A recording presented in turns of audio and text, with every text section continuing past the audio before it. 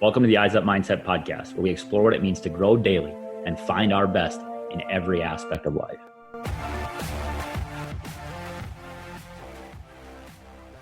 Welcome back to another episode of the Eyes Up Mindset podcast. I'm John Shirkey here with my friend and co-host, Jamie Wagner. Jamie, good to see you as always. What's happening today? New digs for you, John. I like this. You had to change locations. Wife's working from home. Yeah, what do you think? I got the sailing picture in the background. I got a couple of, sports equipment in the back for the YouTube, Yeah, I think you did a great job of jazzing that thing up. So speaking of which, if you have not checked out our videos on YouTube, every podcast episode is now video on there as well, which I think some people engage with, and it's cool. I personally would like to see video. If you're driving in the car, I would not recommend that, but don't do that. Check it out. Eyes Up Mindset on YouTube. John, we've been talking about some of the things we've been working on and how we've gotten better over the course of the last week. We talk about all the time how we take something out of each episode. And I don't think we share that often enough because it challenges us, makes us get better. Like what have you been kind of thinking about, chewing on from something that we've heard over the course of the last couple of weeks that you've been working on? I think, going back to the Evan episode a couple of weeks ago where he challenged us we don't always have to know how it's going to go. We just have to act, right? You have to just put yourself out there. And his story about going to Tijuana and not knowing what it was going to be like. And then all of a sudden it was like, hey, well, now we're going to Paris. And now it's evolved into this thing. And I think that's for us, we're working on some different things. And we've talked about a lot of things for a long time, like an online course for athletes or parents, a book, some of the stuff that we're doing in the podcast. So I think it's the acting, and actually taking steps to like, what does it mean to make an online course? I don't know anything about that. Right. But I've started to learn about that the last few days just because it's like, no, it's time to move, right? It's time to take some steps tangibly toward getting us to that point. And the cool thing about it is that I was so worried about it and I was resisting it for so long. And then once you do it, it's like there's this freedom. And then I start to learn stuff and then I get excited and then it's just snowballs into the next thing. But how about you? I know you've been busy, you've been traveling, lots of teams and lots of personal stuff, but where are you at? I think, Evan, same interview, right? He kind of challenged us. Why does it have to be a grind? Why does it have to be hard? We make it hard on ourselves. That's the title of the episode. It's hard because we make it hard. Well, that's a mindset, right? That's what we work on is how do we approach, what's the lens, what's the frame through which we see things? And if you say, oh, I'm going to grind, like, all right, it will be a grind. But if you say, I want to be this type of person, you start to take action towards that thing and to try and bring some joy. I haven't been perfect at it. Trust me. So where have you seen that though? Or where has that been challenging you? Well, we're moving and, speaking of new digs. Yeah, we're working on figuring out some of the decisions that are flooring and cabinets and all the stuff that it goes into doing a little renovation. And it's like, it can be overwhelming. By the way, I think that's probably a podcast episode. Sure. I would love to hear your stories about how you are making those decisions. Cause I've been there. Like Hannah and I, my wife and I have renovated several houses. And so we kind of have a system now, but it is mindset. It's challenging. Yeah. So it feels overwhelming sometimes. And it's just like, actually we chose this. Like this is a choice we made and we get to do this thing. Like we get to do it. It's been a framing challenge at times because sometimes it's frustrating. But for me, that's been something I've been really focusing on working on, and then trying to give that to teams also when I'm with them in person is to say, this is a get to, not a have to. So yeah, that which brings me right to our podcast episode today with David Walker. This was a get to 100% opportunity for me. It is so encouraging to talk to like-minded people, man. And that was a gift that he gave us because they do some awesome stuff. Tell me about David a little bit and what they're about. Yeah. So, I mean, he's a co-host of the Iron Horse podcast. If you are out there searching for it, he and one of his buddies, Brandon Carr, who played in the NFL for a lot of years as a free agent currently, but they're about growing athletes beyond the field and growing character. And he talks a lot about kind of their process and how they got started, and in terms of like, this is what we want for our kids. And then it evolved into some different things, but certainly like-minded. We align with growing athletes, but also growing people. Living eyes up, and eyes up mindset is, yes, we talk a lot about sports, but that's because we believe that that's one of the best vehicles for learning some of these things, but it's not the only way, right? And living eyes up is about getting better and growing every day and challenging yourself and growing the people around you. So David Walker certainly does that with us. Um, he's got a lot of other accolades. He played football at Oklahoma. He's done a bunch of other stuff professionally. He's a really cool dude. Um, and so check that out. That's all in the show notes. And then go listen to their stuff. So we talk about getting better. We would love to hear about how you're choosing to get better. We shared a little bit of the places in our life. Go onto our Facebook group, Eyes Up Mindset Family. Share something on Twitter, on Instagram, Eyes Up, any of that stuff. Come check us out. Let us know how you're choosing to get better and what you get to do to grow today. And hopefully one of those things is listen to our interview with David. So without further ado, David Walker. David Walker, welcome to the Eyes Up Mindset podcast. Awesome to have you here today, my friend. Hey, John and Jamie, I'm excited to be here, man. Anytime we get a chance to catch up with some fellow podcasters and talk about some tangible stuff, I'm down for it. Yeah, so I've been getting a lot of questions about like, hey, where do you find guests? How are you interacting with people? And I was telling people that you were coming on, and it's like, well, you know what? You just start putting yourself out there. You start engaging with this whole new community, right? Mm-hmm. And I came across your stuff, a podcast group that we were a part of, started Right. sending me some messages. Uh, we share a common love of football and sports in general, and so it's just like one of those things where like you start putting yourself out there and you start building relationships that you would never have in Yeah. other walks of life. Yeah. It's like anything else you've ever done in your life. You network. And, when I was coaching college basketball and trying to get into the coaching world, it was the same thing. You're going to conventions, you're meeting coaches, you're meeting people that are on their way up and shaking hands and getting phone numbers and trading numbers. And all of that stuff is important because every branch of everything has its own community, and the podcast world is no different to that. So speaking of on your way up, sorry, Jamie, I'll let you come back in a second, but on the way up, Iron Horse podcast, you're a co-host of that. I know you have a couple of podcasts that you're a part of, but tell us a little bit about Iron Horse, how it came about, kind of what you guys are about. Yeah, love to talk about that. So Iron Horse podcast is, kind of our tagline is it's a weekly podcast dedicated to building athletes for success beyond the game. And that sounds really clean and neat, but really the origin of that is in 2017, like December 2017, I signed up to coach my 3-year-old at the time, Beckham. He wanted to play basketball, and he was a coach's kid. He grew up. I just got out of college coaching, and he'd been around the team for his first couple of years of life at Harding University and wanted to play ball. Well, I'm looking at the Y has a league that 6-foot goals, 3 and 4-year-olds have like, hey, what's the worst that can happen? We'll just get out there, get some videos and some pictures, and it'll be crazy, but it'll be fun. And it was crazy. But we had a practice, and we had one kid that didn't show up to practice. Well, the first game comes around, and this guy comes up to me and said, hey, I'm Brandon. This is Austin. We weren't able to make practice. So I got his jersey, throw his jersey on. We got there and play.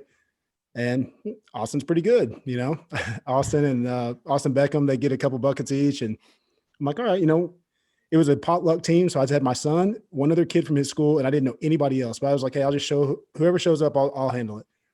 Well, after the game, a referee comes over to me that was calling the game. He said, now, mind you, we're in Dallas, Texas. Okay. That's where I'm at. And he says, dude, you have Brandon Carr son on your team? And I was like, hey, my mom, I'm trying to play this cool. I'm like, because guys, I don't follow the NFL like that. I'm not like roster savvy on all the different teams. We had just moved to Dallas. I wasn't a Cowboys fan. And I was like, well, in my mind, I played it back. I said, well, there's a guy named Brandon that brought me his kid, Austin. Austin's last name's Carr. Yeah, man. Yeah, he's on my team. I got that kid. So I go to the car, Google search real quick. Oh, yeah. Okay, cool. This kid's got a chance. So anyway, as the season would go on, Brandon and I started to develop a friendship. He would come and help me with practice, and we're very like-minded. We grew up in a lot of the same ways with our parents. Our moms are teachers. Both of our dads coached us growing up. So we have the same things in mind for what we want for our boys, and what we want for our kids, and what we want for their peer group. So we started coaching flag football together. He helped me with baseball a little bit. We did some basketball stuff. We basically had the same group of kids rotating through different sports. And what we found was at the age of 4, 5, 6, and now they're 7 and 8, is that we started to build community with that. And we started pouring into these kids where, we're holding them accountable to stuff and teaching them things that aren't just performance related. And that's things like eye contact, body language, how you respond to coach, how you respond to your teammates. Are you getting mad? Are you asking for the ball all the time? Starting to just like nip those things in the bud early, because I think that's the kind of stuff that we've seen in our careers. His much longer than mine. He's on year 13 in the league, but we've seen this over and over and over. Is there's so many athletes that everybody pours into them on the field, but their character can't support their talent. So what we've decided to do with our boys, the teams that we coach and the athletes we train, is that we want to provide them a holistic approach to athletics, a holistic approach to development. And so the podcast exists to do that in a way that's tangible, that we can bring on guests to talk about certain topics that can be an educational piece for parents, coaches, and athletes to start to develop those outside the field skills that we know they need, not just to be the best they can be within their teams, but when they're dads, husbands, employees, that they can take all that and transfer it well. Yeah, that's, in 100% alignment with what our mission is at Eyes Up Mindset as well. And one of the questions I keep coming back to when I'm working with coaches, and maybe you have a great answer for this, maybe you don't, but I'd love to have a conversation about it, is like, how do you as a coach, as a dad, as a business leader, actually develop the philosophy of what matters, right? What matters to us in this context, and what matters to our kids? They might be 7, they might be 17, but how do we want to give them, and what do we want to give them? What are we going to prioritize with our time so that they're learning the stuff that you're talking about? Because I love you said their character doesn't support their talent. Yeah. Like, man, what a powerful phrasing. So how do we get to the point where we can support their character to bring out their best talent? Well, I think it starts with intentionality. We can say all these things and have these catchphrases and, we're building athletes off the field for success beyond the game. That can be a tagline. And if it's only that, if there's not things behind it, then it's just lip service, right? So what that looks like to me is, for me personally, I have to identify, well, what is my end game? What do I want for these kids, right? What do I want for my son? That's where it really gets personal, right? It's my son's involved in this. What do I want for them? Well, what I want for them is to be able to have as much fun as they can playing sports. I want it to be as pure for them as possible, but I want it to be so much more than a trophy that's going to sit in a box somewhere for years and break off and fall apart and wither away. I want it to be something that is lasting and impactful in their life. And I want them to be able to utilize their abilities and leverage that into leadership roles. And so what I see is that sports is the best.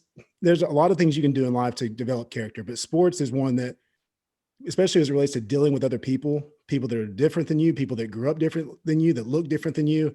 There's just really not another avenue that kids have that's as vast as that experience-wise, right? So what we've tried to do intentionally is our roster is diverse. We try to put them around kids that are different, and I think that's huge. I grew up in Fort Gibson, Oklahoma. We're right there in the heart of Indian country. And so I'm Cherokee. We're all the Cherokee Nation right there, but there's just not a lot of diversity as far as, being like in the Dallas Metroplex. So my kids grew up right off the bat with a different life experience, different worldview. And now it's like, okay, so how do we leverage that? Well, we get them out there together, work together, sweat together, compete together. And all those different things that society fights over and gets divided over start to kind of seem very trivial when these are my friends and my teammates, right? So there's that side of it. I think identifying what I want for my kids is above all, and I like the name of your podcast, Eyes Up Mindset, because it's one of my favorite scriptures in the Bible, is it fix our eyes on things above. And so operating from a place for me personally, that is, what has eternal significance? Is it the outcome? Is it the scholarship we're hoping they get one day? Is it the career that they might go on to have? Or is it what's on the other side of all of this? And so I just think there's so much there. And one of the things I'm so passionate about as far as developing kids for their character to support their talent is I feel like, and I say this, I don't want it to sound over the top, but I actually think that there's a lot of tragic things in our world, right? You don't have to look very far to find it. But one of the unspoken tragedies to me that people don't talk enough about are athletes that don't reach their potential because of their character. And the reason I say that's an actual tragedy is because if you look at that, and you guys can probably think of a couple players off the top of your head. And I played with this guy. Gosh, he was awesome, but he was a psychopath, or he was a problem. He was a head case. He's whatever. And there's a lot of reasons for that. Maybe they didn't have the right guidance. Maybe they didn't have the right people in their life to help steer them in the right direction. But when I say it's a tragedy, it is because who knows what their life would have been different, or how their life would have been different if they were able to realize that potential and the generational impact that can have, right? I mean, guys that don't make it to the league that could have, they're 5-star guys and they don't make it to the league. Well, that could have changed the impact of generations. That's a tragedy, and then there's just so much there. And so I think that's what we're trying to help avoid that for the kids that we're a part of. You said a couple of things, and it reminded me of past interviews we've done. And you said intentionality, one, but then also like this idea of just words, right? You have taglines, you have slogans.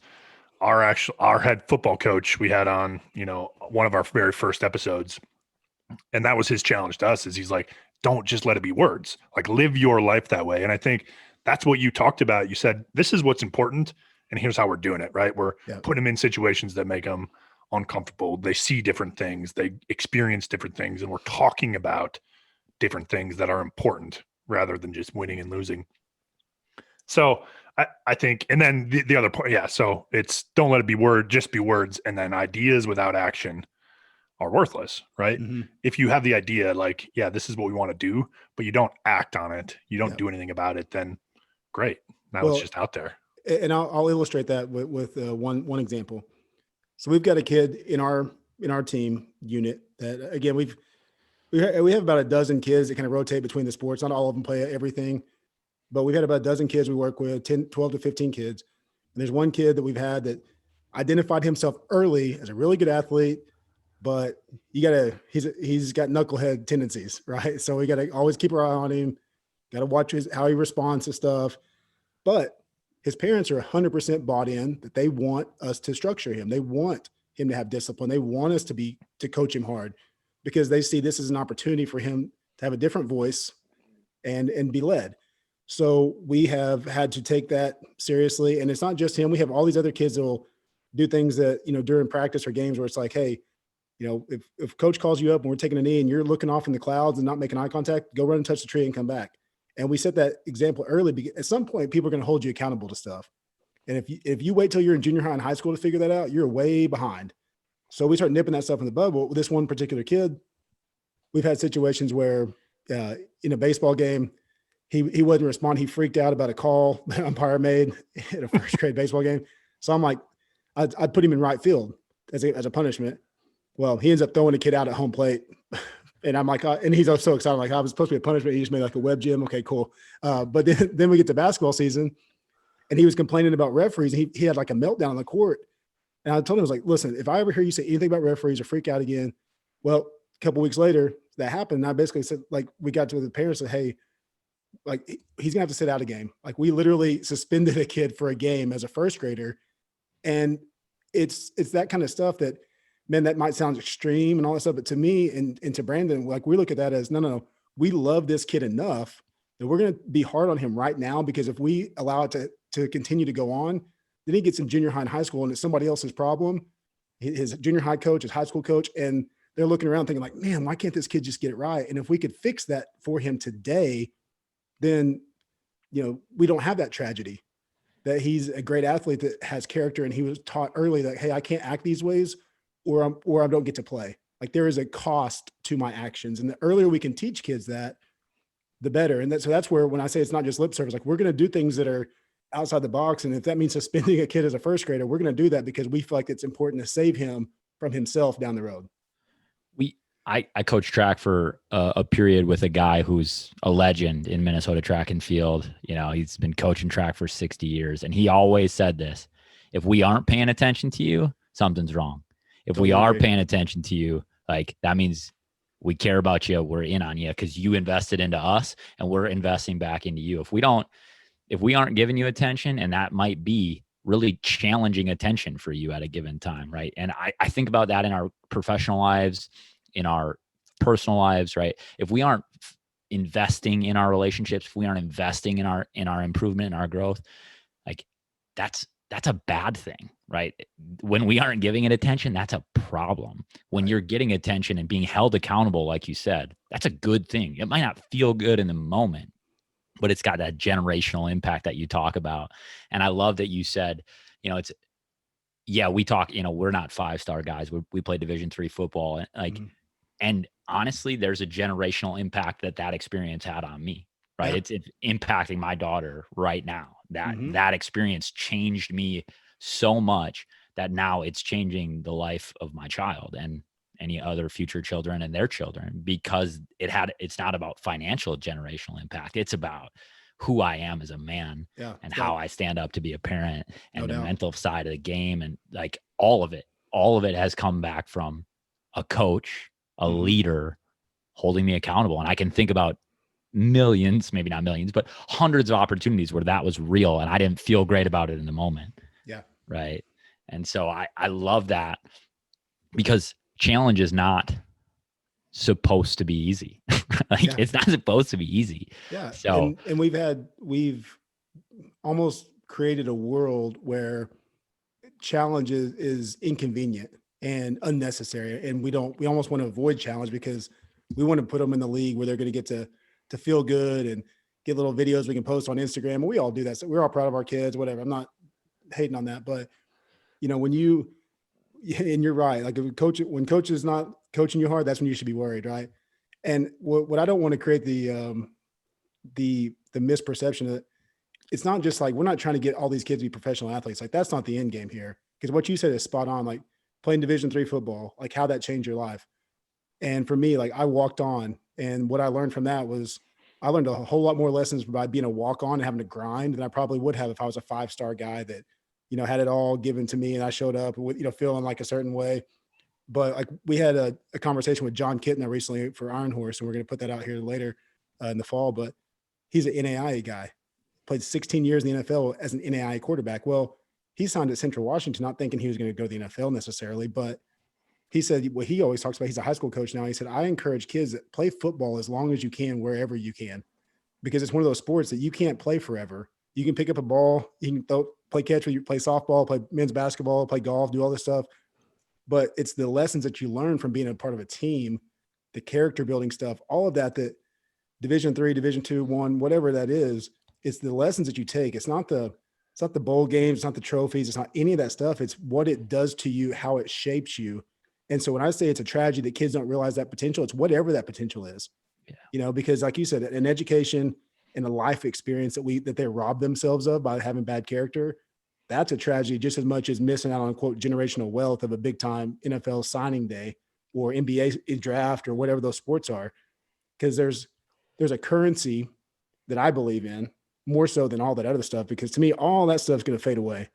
Right. And the currency that I believe in is the life lessons, the character building, the things that are sustainable, that the stock market can't change and the elections can't change and the social media trends can't change. It's the stuff that you learn that makes you who you are.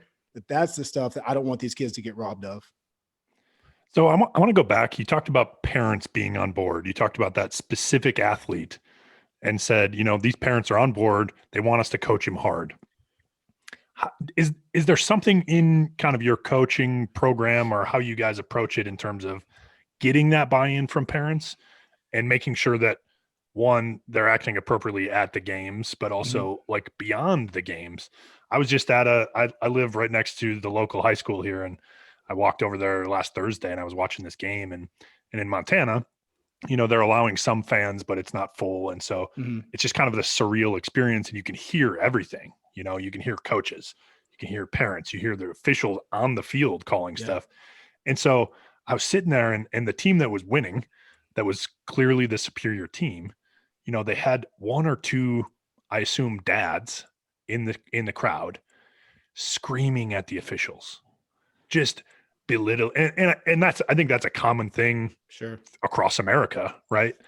In gyms, on football fields, wherever, we somehow have this mentality that we can yell at officials and belittle them and attack them. Yeah, they're not human. They're not human. Yeah. And I just kept thinking about, man, I don't know. I'm so thankful that my parents never, at least I never heard them do that. They might have done that. But so how do you guys deal with parents kind of in your program like that? And is there anything intentional that you guys do to kind of get that buy-in? Well, I think we've been fortunate that the families that we started with, we were pretty like-minded with, and we've been a little bit selective here in the beginning of doing so. And I think that what they see is it really is, they kind of play off of how we are, and they kind of realize what's acceptable and not acceptable by how we lead. And so I think that's important, that any youth program leader, well, I don't care what level you're coaching at, if you as the coaches don't set the tone for the culture and what's going to be acceptable, well, then it becomes like who knows, it's going to be random how people act and different things. So I think we've created an expectation that that's just not how we go about it. And so the things that we do that are different than other little league teams maybe is, and it's not everybody, we see this some, given where we are in Dallas, it's a little bit easier to pull this off, but we circle up at the end of every practice, at the end of every game, and, take a knee and say, and kids are holding hands. And again, like black, white, Hispanic, we got different ethnicities present, and we circle up and pray. And we'll let one of the boys volunteer typically to do so.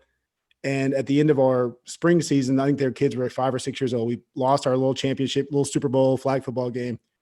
And the other coach was yelling at his kids and being like, the stereotypical movie little league coach that is all about the trophy. And, and we lose, and we go out and we get the medals and we get the little runner up trophy. And we're bringing the kids up one by one, all that stuff. And Brandon and I both address the kids, and then we circle up off the side of the field where the other games are going on. And we circle up, parents, players, everybody circles up, and we say a prayer. Like Brandon led a really, really emotional prayer there with, parents and siblings and players.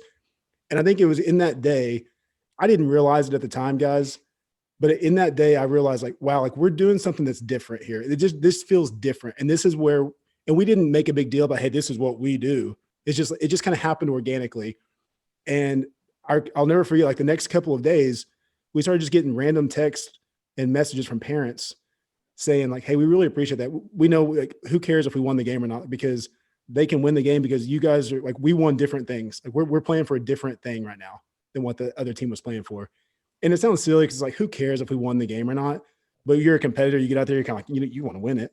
Right. So, but it was really, it touched me in a way that's like, okay, what we're doing is resonating, and we didn't have to be real showy about it and have some big, like, I guess parent summit say, hey, this is the things we're going to do and not do.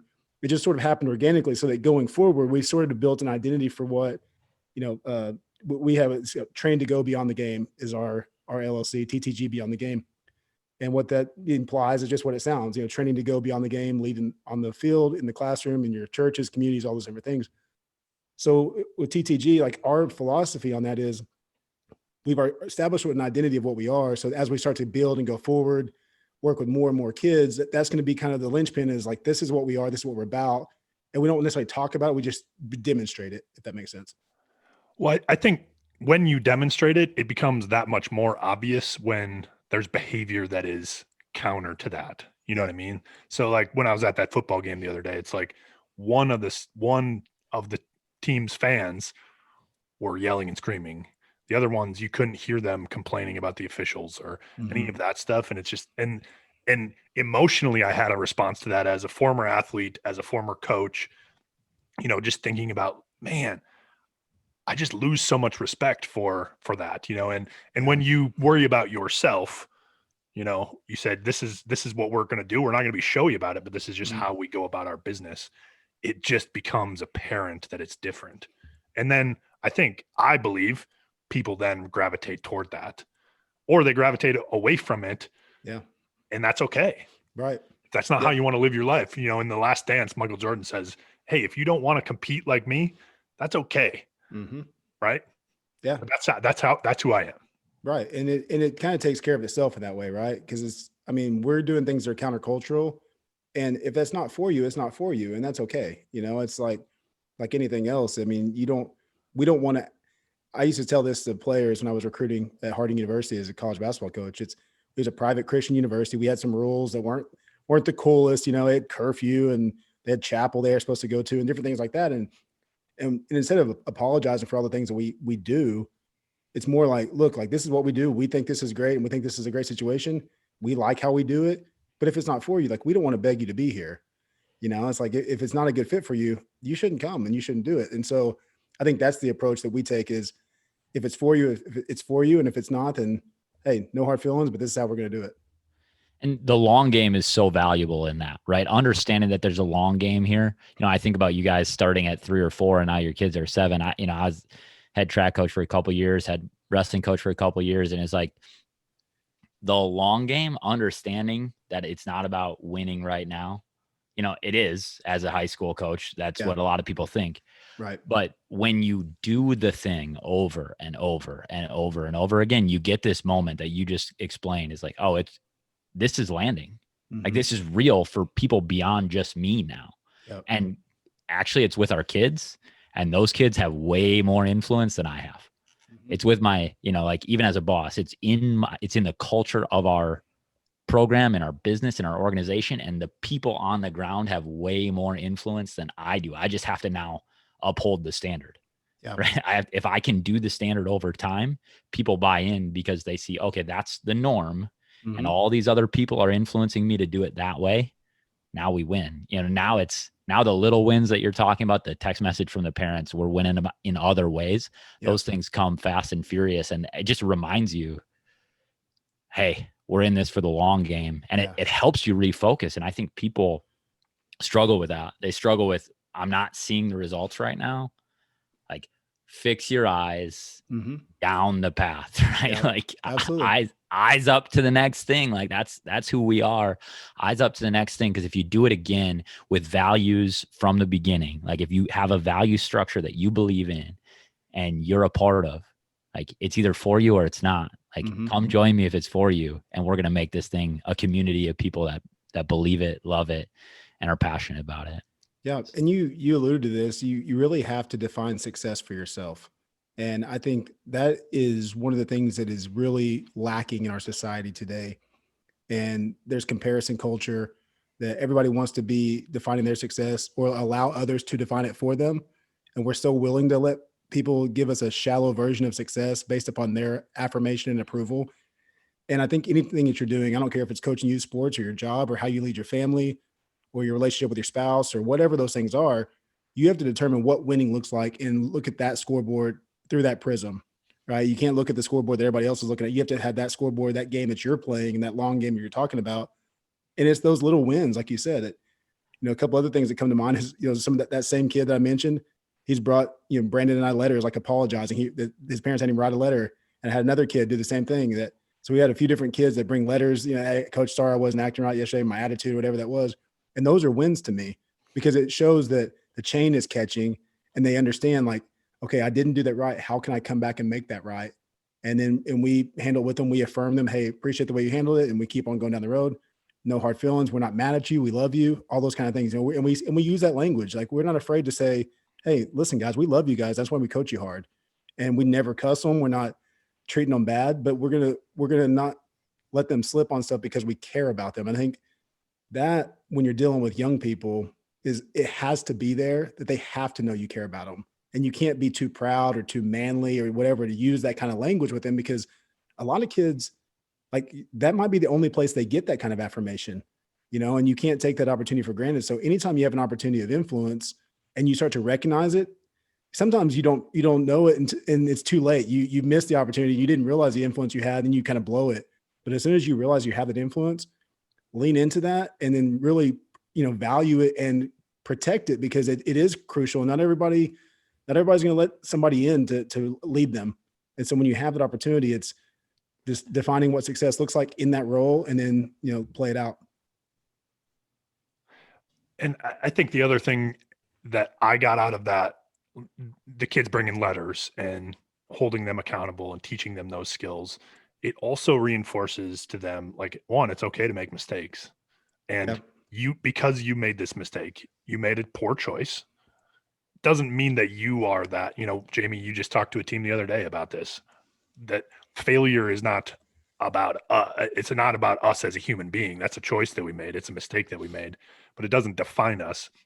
And I think that's exactly what you're reinforcing. And how cool is that you're, like Jamie said, as, third, fourth, fifth, sixth graders, you're giving them those skills to hopefully build upon. As it's like, man, go out there and it's okay to fail because you're going to, but that doesn't define you. Right. And then we got to move on. What's the next thing?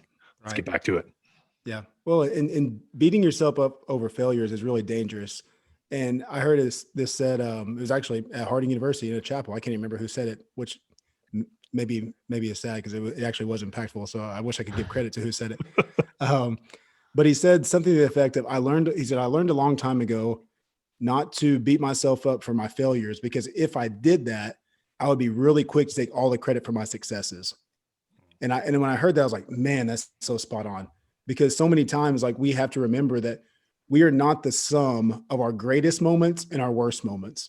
We are all of those things, and all those things work together to shape who we are. And so you're right, like showing them failing and acting out wrong doesn't define you as a person. It's an action that you did that we want to bring you back in, and we want to like help shape you and keep you going in the right track, and let's learn from it. Let's move on. But certainly there's consequences that go with those things too. And in the earlier they can learn all that. But one thing that I heard said, Tom Luganville of ESPN had a fantastic point, that as Brandon and I were having a meeting and talk about the podcast, the next day I'm driving to work, listening to ESPN radio. And this is back in February. And Tom was on there with Greg McElroy talking about the Under Armour All-American game. And he said, we've been doing this for 12 years. We have the best players in America come down for a week, and we put them through the ringer of all these different things we ask of them, meetings. They have to be on time for stuff. They have practices. They have all these different things going on.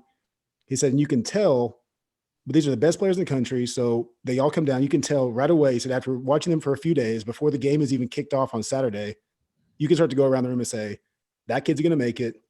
He'll play right away. And that kid's not going to make it because he's got issues. He doesn't respond well to coaching. He's, disrespectful. He doesn't make eye contact. His body language is terrible. He's late to stuff.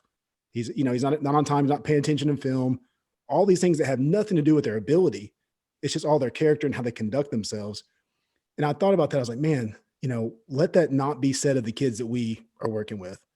Like, and what if we, and in a lot of ways, I feel like we're kind of doing like an experiment in a way of a trial run. Like, hey, let's again, it's a long game. What if those kids that are at the Under Armour All-American game that are 17, 18 years old had, when they were 3 and 4 and 5-year-olds, somebody pouring those character traits into them for 14, 15 years? Would they go down to Florida and act that way? I hope not. And that's our hope, that we can try to nip that stuff in the bud. But that's real. And that's the tragedies we're talking about, is these 5-star All-Americans that they're going to go somewhere on a campus and fizzle out. And it won't be because they were amazing players. So I think about the name of your podcast, Iron Horse, and iron, right, is toughness, right? It's this thing that holds up. And then horse, we had a coach that used to say, be a horse, don't be a jackass, right? Like, be a horse, don't be a donkey, right? Be the guy. Be the guy that people look to, and like, you drive past a stable of horses and there's regal. They're brilliant. They're tough. They're powerful. Mm-hmm. And you're not talking about doing this with softness, right? You're not talking about we are going to like approach these kids with love and compassion and everything's okay. I think when we hear that word love, or we hear like, you can't be masculine, you think softness. But when you like, the name of your podcast is Iron Horse, it's the epitome of toughness. Right. And I thank you and Brandon for doing that thing, because real men like show up with toughness, real character, and not just men and ladies, and everyone. They show up with character and they engage with toughness to do the hard thing today. But they understand that love is sometimes the toughest thing you can do, and compassion and failure and all these things are demonstrations of toughness, not softness. And so from our podcast at Eyes Up to what you guys are doing with the kids with Iron Horse, like, we say thank you, because you're promoting a similar mission to what we're about, but also you're changing lives in the process. And that, to me, man, good on you. Cause that's the game, right? That's the game. That's the infinite game we're all involved in, is can we change lives in the process and make generational change for the people that follow. So, for us, for being on, thanks a lot. I don't know if John has something else to add, but all I could think about, Jamie, was kicking a kiss, right? So again, from our football program, we talked about love all the time. Our coaches told us they loved us all the time, right? And our head coach said, it's with a kick and a kiss. Yeah. Sometimes I'm going to kiss like you because it's soft, right? And you need that. Yeah. And other times I'm going to kick you, not literally kick us, but sometimes we need a kick to get going. And that's not softness, and that's love, right? And that's clarity. And like Jamie said, that's awesome that you're giving it to these kids. And we work primarily with kind of high school age kids now, and you can tell, like you said, you can tell the kids that show up that have some of these things already have been poured into them.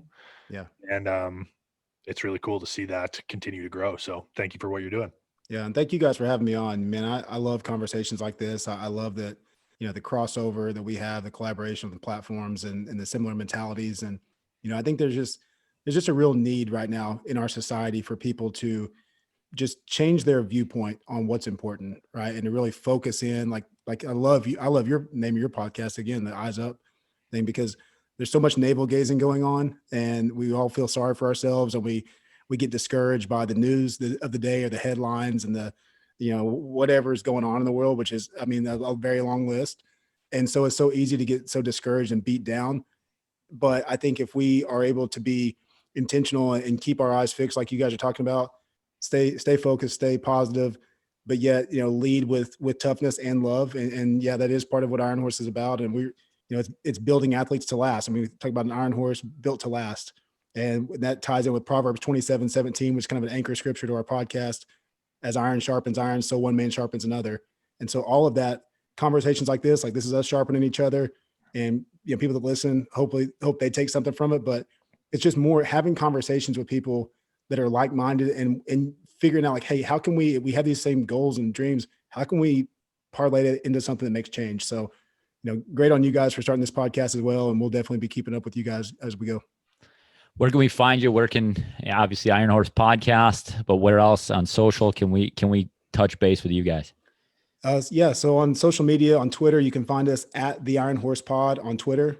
Twitter makes us add the there. So at the Iron Horse Pod on Twitter, Instagram at Iron Horse Pod, Facebook, we got a Facebook page, search Iron Horse Pod, and you'll find us there as well. And then myself, I'm on Twitter at D_walk74.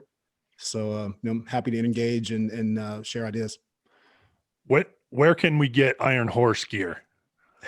Oh, you guys have one of the coolest logos that I've ever seen. I love it.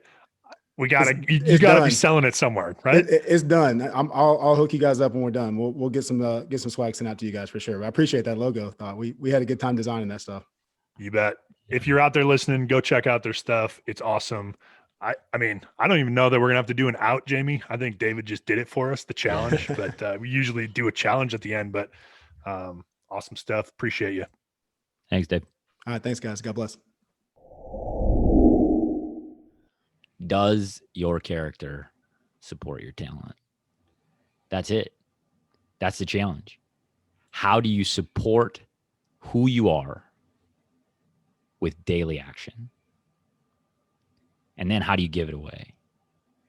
How do you get better? And how do you make other people better in the process? Does your character support your talent? There's going to be some days where it doesn't. And how do you respond? And then what do you do, right? Choose to live in such a way that your character goes before your talent. And as always, live eyes up.